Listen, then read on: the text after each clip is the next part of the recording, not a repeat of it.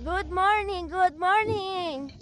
Good morning guys! So ngayong araw, pupugdahin natin tong ating mga alagang baboy gamit ang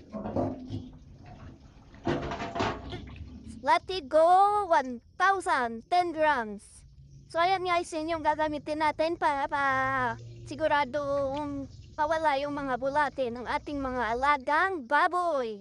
So yan guys, isang sachet, 4 liters of water, halo sa tubig, and then yun yung ikupurga natin sa kanila.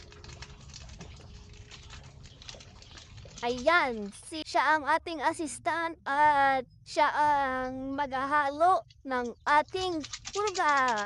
Tama ba yung ginagawa mo, Miss Kaprobinsya? Of course. Binasa mo naman yung instruction. Oo, binasa ko. Ganda nung panghalo mo ah.